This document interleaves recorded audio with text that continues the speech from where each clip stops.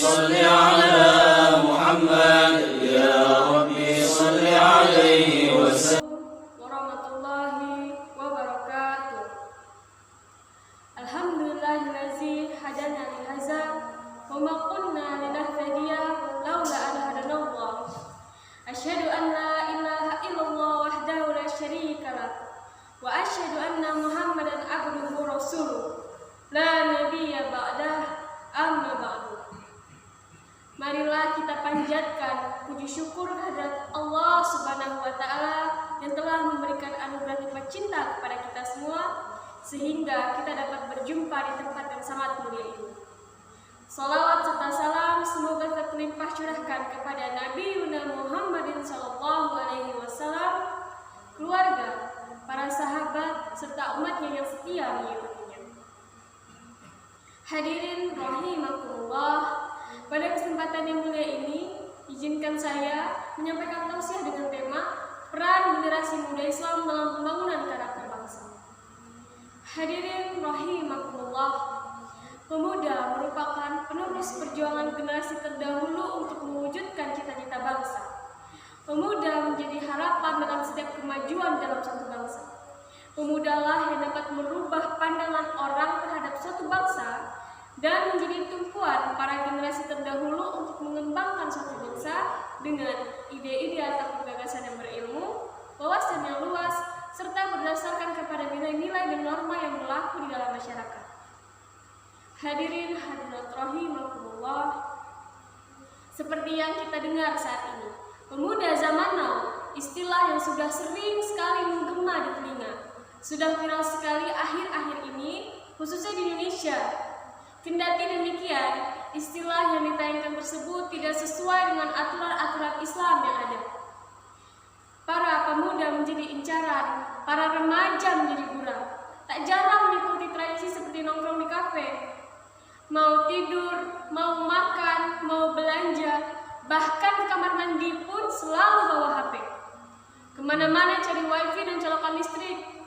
Suka selfie pakai tongsis, lalu dia pakai aplikasi kamera jahat, kemudian diunggah di Instagram. Dan seragam ditulis pas badan. Subhanallah, itulah sebagian generasi zaman now yang terus menelanjangi warna bangsa dan agama. Melihat hal demikian, rasanya sangat ironis sekali peran para pemuda dan pemudi meresah kehilangan sosok karakter yang sebenarnya. Kebobrokan moral yang terus-menerus menggerogoti para remaja. Generasi muda menjadi salah, merasa ditelanjangi oleh oknum-oknum yang tak bertanggung jawab, yang bukannya memotivasi, melainkan malah meracuni penerus bangsa saat ini, khususnya para pemuda dan pemudinya. Sejatinya ini merupakan pengaruh budaya-budaya barat yang sengaja untuk membunuh karakter para pemuda dan remaja Indonesia saat ini. Jadi, sangat mungkin untuk mereka menghancurkan pemuda Islam, khususnya melalui para pemuda dan remajanya. Mereka hanya perlu terus dihasut supaya menyimpang dari aturan Islam yang ada.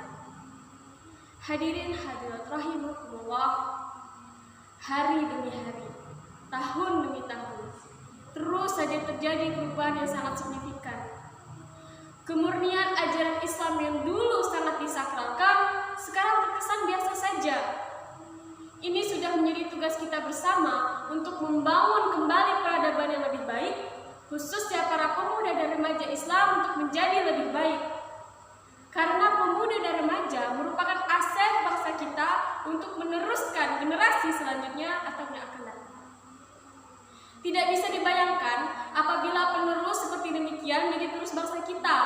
Bisa hancur bumi ini apabila hal tersebut bisa terjadi jika tidak sesuai dengan aturan-aturan Islam yang ada. Hadirin hadirat rahimakumullah, coba renungkan kembali sejarah abad terdahulu generasi muda Islam yang sangat luar biasa. Supaya menjadi teladan terbaik semua umat Islam, khususnya para pemuda dan remaja. Catatan-catatan sejarah di mana Islam selalu mampu melahirkan generasi-generasi hebat dan umat yang walau di usia belia telah mampu menorehkan tinta emas dalam sejarah, mengharumkan nama Islam dan membuat Islam menangkan peradaban. Mereka lah yang dengan ribuan dan pemuda remaja lainnya menghabiskan waktunya siang dan malam untuk kepentingan Islam. Hingga saat ini kita tetap mampu merebut manisnya iman dan damainya Islam saat ini. Coba tengok kembali kisah Usamah bin Zaid yang diangkat oleh Rasulullah menjadi komandan pasukan muslimin dalam penaklukan Syam padahal baru berusia 18 tahun.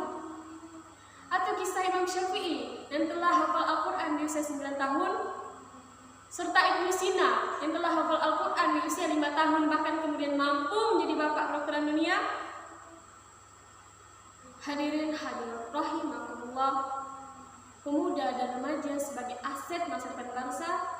Dalam rujukan Al-Quran, surah Al-Anfal ayat 24-25 yang berbunyi, A'udzu billahi minasyaitonir rajim. Bismillahirrahmanirrahim.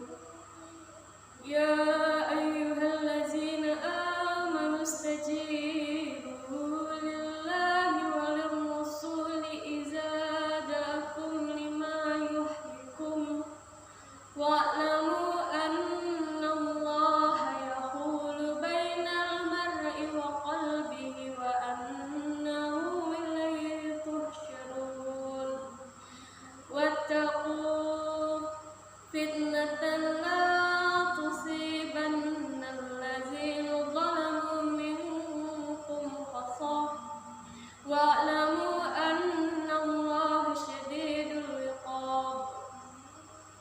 Yang artinya, hai orang-orang yang beriman, penuhilah surat Allah dan surat Rasul apabila Rasul menyuruh kamu kepada sesuatu yang memberi kehidupan kepada kamu. Dan ketahuilah bahwa sesungguhnya Allah membatasi antara manusia dan hatinya, dan sesungguhnya kepadanya kamu akan dikembalikan. Dan peliharalah dirimu daripada sisaan yang tidak khusus menimpa orang-orang yang zalim saja di antara kamu, dan ketahuilah Allah amat keras sisaannya. Quran Hadis Al-Anfal.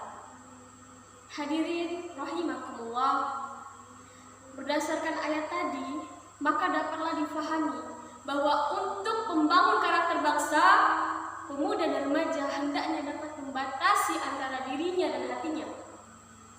Namun, seperti apakah membatasi antara manusia dan hatinya?